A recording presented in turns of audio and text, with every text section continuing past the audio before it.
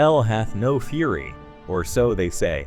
You do not need to search far and wide to discover heroes of war, and some of them were female. Women who took the badassery to whole new levels, from abused women who took back their lives and unleashed hell on their abusers, to warriors who faced off against oppressors and lived to tell the tale.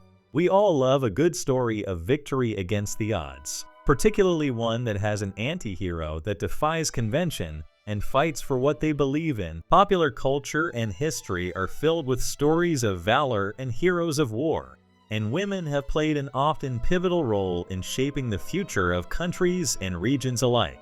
Here are 10 of the most badass female warlords ever.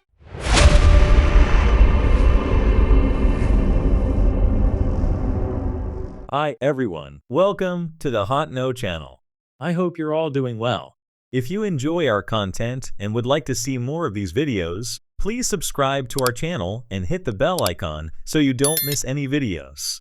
Also, if you found this video helpful, please give it a like. This helps us create better content for you.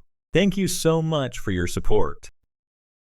Number 10. While the overlord Xerxes was running things as lord of all the lands, he relied heavily on his warlords to keep things afloat while he was off conquering for his ancient district known as Caria, southwest Anatolia. Today it forms part of the Asian part of Turkey. He entrusted Artemisia I with the title of queen after the death of her husband. This made her the de facto ruler of Caria as regent for her young son Pisindelus. After ascending, she was in control of a strategically important region, and in a male-dominated world, her rule was complicated. But it's the fact that she distinguished herself in battle as well as a valued advisor to King Xerxes that she is best known for. Her role in the invasion of Greece and her involvement in the naval battle of Salamis in 480 BC is perhaps the battle she is best known for. Number 9. You will not be hard-pressed to find real heroes who ultimately lost a battle, especially against the Romans. They made enemies everywhere they went, after all. But sometimes the important thing is how they fought and won, rather than the end. Queen Boudica, AD 30 AD 61, was a Celtic queen of the Iceni tribe who took up arms against Roman rule in ancient Britain around AD 60. A fierce warrior and leader who fought for freedom, she was stripped of her land after agreeing to a truce with the Roman governor of Britain, Suetonius, publicly flogged, and had her daughters raped by Roman soldiers. Boudica promised vengeance and began working on her comeback.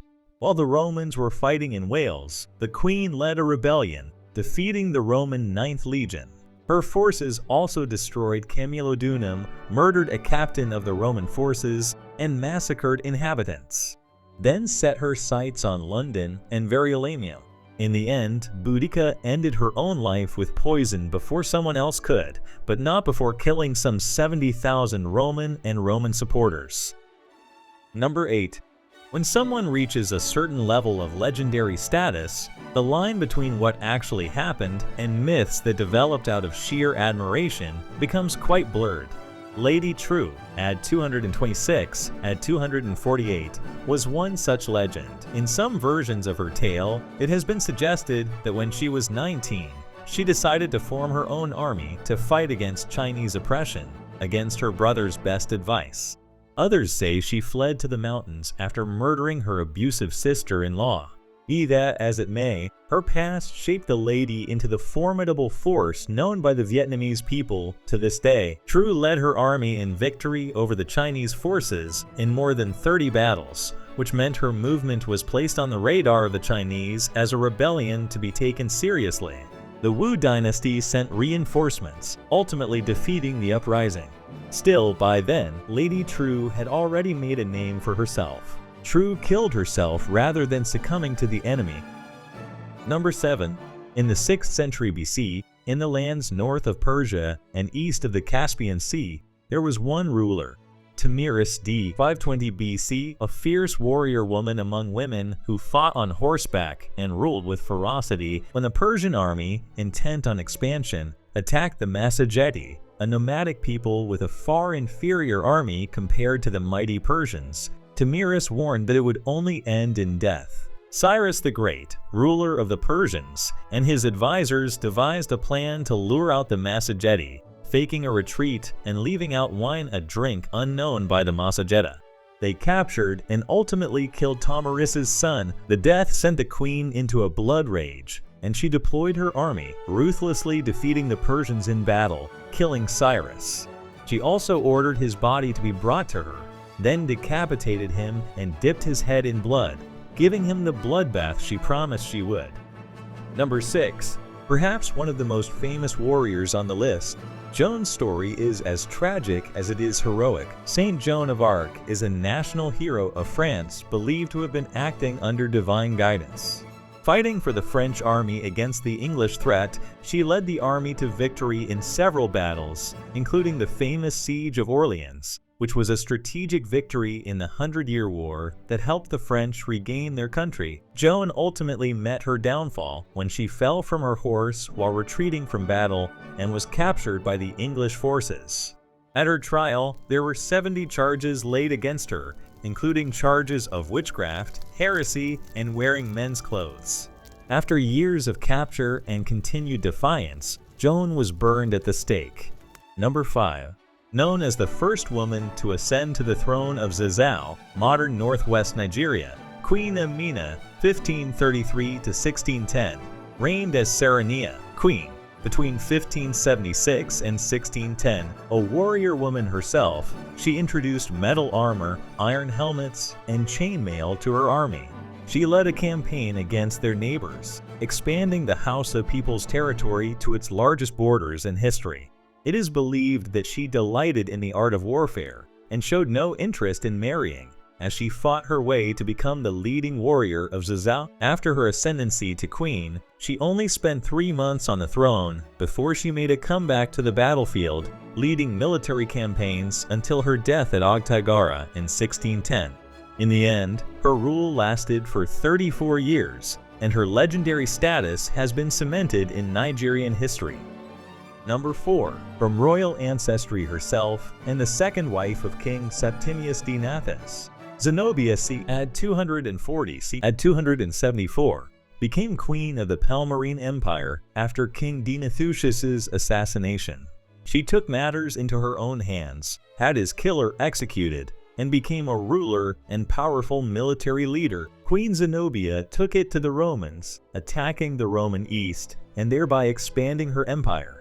In a short few years, Zenobia and her forces had captured all of Syria, Palestine, Anatolia, and even Egypt, which was a fruitful part of the Roman Empire. She declared her independence from Rome with a sword in hand. Eventually, she came undone when Emperor Aurelian sent his armies to defeat her, and at Antioch, Emesa, and Palmyra, they did just that. They also captured Zenobia as she attempted to flee. Historians claim that Zenobia starved herself to death as a prisoner on the route to Rome. Number 3. Lascarina Pinozzi, 1771 to 1825. Commonly known as Bubulina, has been a subject of folk songs, ballads, and plays for many years, and it's easy to understand why. From early childhood, Bubulina was exposed to the ways of the sea. She learned from her father, who was an experienced sea captain, and her second husband, who owned a small fleet of vessels. When her husband passed away after the uprising against Turkish rule, she took control of the fleet, becoming part of the revolutionary forces of the Greeks. Bubulina raised the Greek flag on board her largest ship, the Agamemnon. She started blockades against the Turks, fought until the fort of Nefplaon fell, and also took part in the blockade of Monemvasia. After the Turks fell, she returned to Spetses, where a family member shot her in a feud. Posthumously, she became the first woman to be awarded the rank of admiral by the Russian Navy. She is known today as a hero, without whom the Greeks might have never gained their independence. Number 2. Lakshmi Bai, 1828 to 1858, more commonly known as Rani, Queen of Jhansi, refused to cede Jhansi to British rule, particularly the East India Company. As regent and ruler of Jhansi, she fought to the bitter end. When the revolt of 1857 broke out, Rani was ruling over Jhansi as regent for her minor son. British forces arrived at the Jhansi fort, demanding the city surrender to them, but Rani refused. For 2 weeks, they fought. Rani ultimately lost the battle but managed to escape on horseback. She regrouped, and along with other rebels, she captured the fort of Gwalior. The British attacked Gwalior, and Rani led a countercharge, clad in the attire of a man. She died in battle. The violence left many dead and wounded, and prompted the British government to dissolve the East India Company over concerns about its aggressive rule, bringing India under the control of the crown. Number 1. King Wu Ding was a king of the Chinese Shang dynasty who ruled the central Yellow River Valley around the second half of the 13th century BC. Oh, and he had 64 wives, of which Fu Hao de 1200 BC was one. Still, she climbed the ranks to become the second most powerful of all his wives, filling the role of high priestess and military general. As a powerful player in the king's army, she led the armies to battle on the king's behalf, commanding 13,000 soldiers to battle against their neighbors, Qiang, which was the largest military activity recorded in inscriptions. Leading from the front, Fu Hao also fought at the head of her troops, helped the wounded, and inspired morale, defeating the Tufang. She then went on to rout the cavalry of the Qianfang tribe. Exhausted, she was forced to lead a third force against the Yifang and was again triumphant. Her fourth and final campaign was against the Bafeng tribe, sharing command of the army and fighting alongside her husband. Fu Hao managed to trap their forces and came out victorious. She was hailed as the most outstanding military leader in the country. And this is the video for today. I hope you enjoyed watching it. If you have any questions or comments, please feel free to share them with us in the comments. Don't forget to subscribe to our channel and hit the bell icon to stay updated on new videos. Until the next video, take care of yourselves and have a great day. Goodbye.